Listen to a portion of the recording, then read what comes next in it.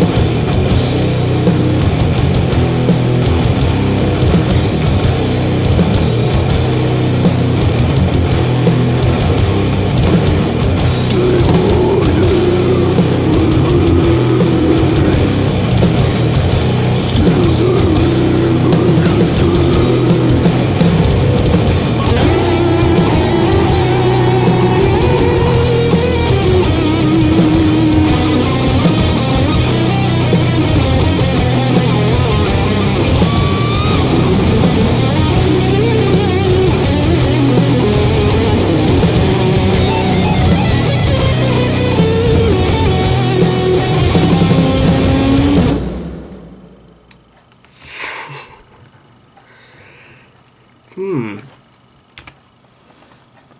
ladies and gentlemen, that was Abyss Walker by Tomb Mold. I think they're called. Yeah, okay, that's fine.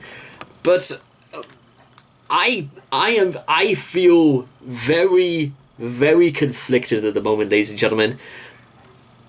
And here's why. Because I feel like I'm walking on like the precipice of the abyss. Because I genuinely do not know whether I love this song or not. Because first and foremost, how heavy things got, you kind of almost get lost in amongst all of this chaos. And it's very... I reckon, you know what, if I was 10 years younger, I absolutely would have never have gone near this ever again.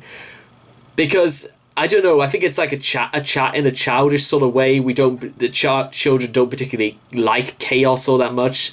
They like a bit of organization. Certainly I was to an extent anyway.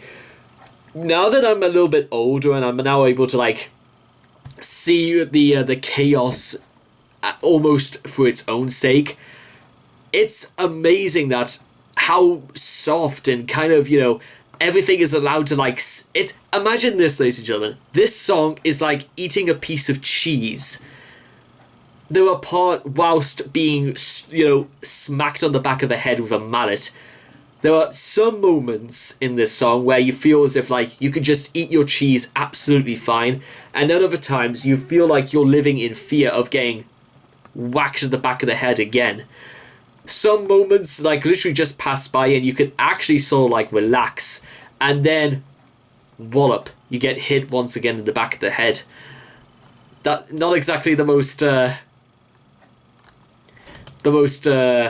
sensical of metaphors I could have come up with in the world, but that it feels as if like you're living between trying to enjoy something and living with fear that you're about to just like get something that's going to make the eyes on the back of your head so like just fall out. The real horror is what's between living and dying. Open your eyes. The unlocked memories of past lives can now be seen. You flutter, once outside, now inside, traversing the hidden planet, traversing the abyss. Behold the shambling abominations, broken, the plaintive wailings. The spread of corruption is endless. Look inside them. Observe and absorb their memories. The creation. And the poisoning that follows. Etched into your mind. A guide through the expanse. Devour their remains. Steal their remaining strength. And leave no trace. That is the actual song, ladies and gentlemen. That is just about everything listed from Abyss Walker. The real horror is what's between living and dying. What is between living and dying? The moment.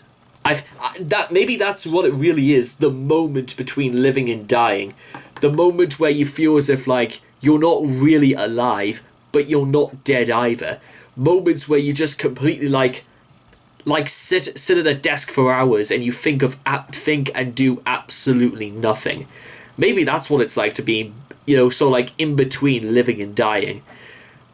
Of complete unconsciousness, even when you're conscious, if that makes sense. Sort of like doublethink of doublethink. Because the irony is that the use of doublethink requires the use of doublethink itself.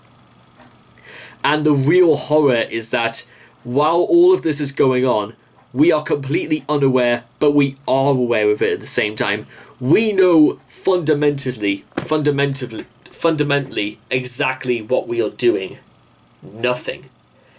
And all this while, they're talking about these abominations of... the shambling abominations, I should say, broken. Their plaintive wailings, the spread of corruption is endless. Look inside them, observe and absorb their memories. You know what I think, ladies and gentlemen? When they end with a guide through the expanse, devour their remains, steal their remaining strength, and leave no trace. I wonder now if the real horror is that we are those horrific abominations that Tomb Mold have so eloquently described. Maybe we are the real monsters, and maybe as opposed to looking down into the abyss, looking down at literally the hounds of hell, the abhuman, the inhumane, in reality, as opposed to us pointing at the world and saying how ugly they look, unless we turn that finger inward, one day we could be thrown in there. And the abyss is literally the precipice of where we're looking down, whether we know it or not. Or maybe we know that we don't know it at all. Wow. So what you've got instead is literally a cryptic message inside a song about crypticism in a strange way. And I don't even know if is crypticism even a real word? I'm gonna look that up. If it is, then I'm trademarking that name. Oh, crypticism. Oh, it is a word. New word suggestion: the state of or condition of being cryptic. And let's just see if we could go a little bit further into that. What is crypticism? I'm doing this for my sake. I'm genuinely so intrigued. Pending investigation. Okay, right. Cryptic.